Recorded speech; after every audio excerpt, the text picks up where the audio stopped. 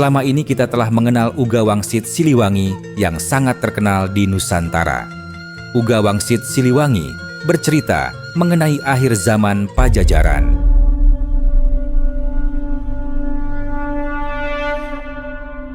Kisah berikutnya dalam Uga Wangsit dikaitkan dengan penjajahan Nusantara dan hadirnya para pemimpin Indonesia.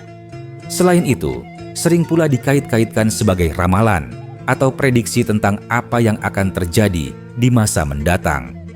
Pertanyaannya, dari naskah manakah Uga Wangsit Siliwangi berasal? Waktu bilang Pajajaran, waktu bilang sang niskala.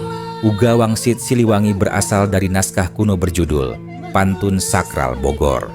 Dalam pengertian bahasa Sunda, pantun berbeda dengan pantun yang dikenal dalam bahasa Melayu. Pantun Melayu semakna dengan sisindiran Sunda, yaitu puisi yang terdiri dari dua bagian, sampiran dan isi. Sedangkan pantun Sunda adalah cerita tutur dalam bentuk sastra Sunda lama yang disajikan secara paparan atau prolog maupun dalam bentuk diskusi dan seringkali dinyanyikan. Pantun Bogor ditulis sekitar 300 tahun lalu oleh seorang pujangga misterius yang memiliki nama samaran Aki Buyut Baju Rambeng dari Jasinga Bogor. Naskah tersebut kemudian diwariskan kepada Raden Wanda Sumarja, seorang Demang di masa penjajahan Belanda. Naskah-naskah kemudian diwariskan lagi kepada Raden Mokhtar Kala asal Bogor yang kemudian lebih dikenal dengan nama Rakean Minda Kalangan, seorang sesepuh Bogor yang meninggal tahun 1983 dalam usia 79 tahun. Semasa hidupnya, Rakean Minda Kalangan kerap menjadi narasumber oleh berbagai pihak tentang budaya Sunda. Namun, dari sekian banyak yang belajar kepadanya, hanya 2 orang yang terpilih untuk mewarisi pantun Bogor, yakni sejarawan Saleh Dana Sasmita dan Anis Jati Sunda.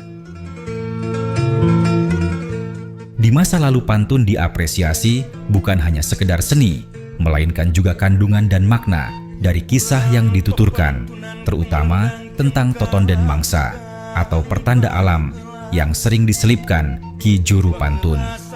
Pantun Sunda sama halnya dengan teater tutur di wilayah Indonesia lainnya, seperti kentrung di pantai utara Jawa, jemblung di Banyumas, warahan di Lampung, didong di Gayo Aceh, Sinrili di Goa Sulawesi Selatan, dan Bakaba di Minangkabau.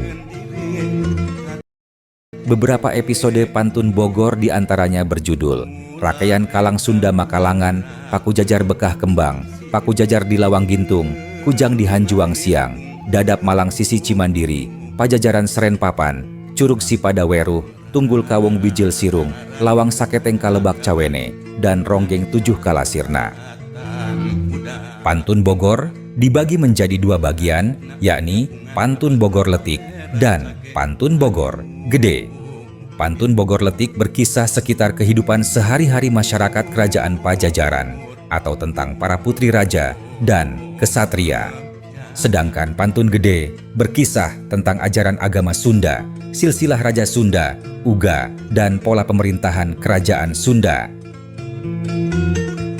Pantun sering pula membahas masalah yang terkait dengan Uga atau totonden mangsa, seperti pantun yang dituturkan oleh Ki Buyut Rambeng dari Jasinga Bogor.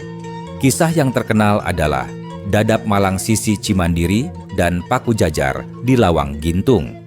Biasanya dijelaskan tentang alasan runtuhnya kerajaan Pajajaran, serta meramalkan tanda-tanda akan lahirnya Pajajaran baru di masa datang. Salah satu tanda lahirnya Pajajaran di dalam kisah Paku Jajar di Lawang Gintung sebagai berikut. Santarupa, kiwari, Pajajaran angges datang kena wajah mudu pindah ka sejen alam. Tapi engke, amun angges ngadeg deui raja anu makuta inyana tina bulu drupapa, jeung ngaran inyana wawayangan, Pajajaran teh baris ngadeg sakali deui. Tenggerkeun, engke, amun aya deui Raja Meli Prameswari bari rerebut, tah eta tandana pisan Pajajaran ngahudang ngaran unggah panggung ngalalakon. lalakona mata powe anu muncur nyamper awehan zaman ulang deui pikeun ngamusnahkeun kajayaan arinyana. Anu sarakah datang ti wetan, anu nyarorok datang ti kaler, anu baradegong datang di kulon, anu naripu datang ti kidul, tapi masing dia nyaho. Ngadegna Pajajaran kakalangkangan hela, di rajaanku loba raja panyelang. Tengerken deui ku dia, amun aya raja, nitah nuar eta Pakujajar sadapuran, tah eta pisan tandana, raja bakal paeh dipaehan. Tapi lain ku bangsa Pajajaran. Amun aya raja, nitah Pakujajar dijajarkan, jadi papajang taman tengah dayah anu anyar, tah eta pisannya tandana, anu harita ngadeg raja, inyana teh bener, titisan salah sahiji raja, Pajajaran. Tapi, nagara Pajajaran mah acan ngadeg, sabab nagara namudu jadi deui tegal peperangan, laju nagara dijarian deui karapyak nu isina lain mundi, tapi kunyuk nu rupa-rupa, anu baris ngarebutkan payung agung, anu rajet ku hujan angin. Kini, Pajajaran telah tiba waktunya untuk pindah ke alam lain. Namun nanti, jika telah berdiri lagi raja yang mahkotanya terbuat dari beludur papa, dan ia bernama seperti nama tokoh pewayangan, Pajajaran akan berdiri sekali lagi. Perhatikan, nanti, jika ada lagi raja membeli permaisuri dengan merebut, nah itulah tandanya. Pajajaran bangkit namanya naik ke atas panggung kehidupan. Kisah matahari yang bangkit menyongsong Gema zaman kembali, menghancurkan kekayaan mereka, yang serakah datang dari timur, yang tamak datang dari utara, yang sombong datang dari barat, si penipu datang dari selatan. Tapi harus kamu tahu, berdirinya Pajajaran masih bayang-bayang, dirajai oleh banyak raja sementara. Perhatikan lagi oleh kalian. Jika ada raja memerintahkan menebang itu Pakujajar serumpun, jadi itu pertanda raja akan mati dibunuh, tapi tidak oleh masyarakat Pajajaran. Jika ada seorang raja yang memerintahkan Pakujajar disejajarkan sebagai pajangan taman pusat kota baru, maka itu tanda berdirilah seorang raja. Dia dan yang benar-benar keturunan salah seorang raja, Pajajaran. Namun, negara Pajajaran belum berdiri. Sebab negaranya harus menjadi medan perang. Kemudian negara kembali mendirikan kandang kerbau, yang isinya bukan kerbau, tetapi berbagai macam monyet yang akan berebut payung kebesaran, yang tercabik-cabik oleh hujan dan angin.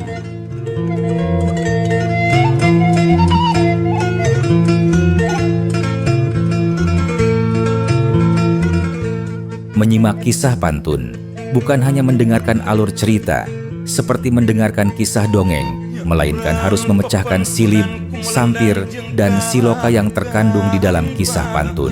Sama ketika kita memecahkan yang dimaksud dalam uga. Misalnya, dalam terjemahan di atas, Pakujajar Sadapuran adalah Pakujajar serumpun, dan tafsirnya sebangsa setanah air dalam satu wilayah. Jadi, jika ada yang memerintahkan menebang Pakujajar serumpun, artinya menghancurkan saudara sebangsa setanah air. Pertanda raja akan mati. Si belum ngalingkung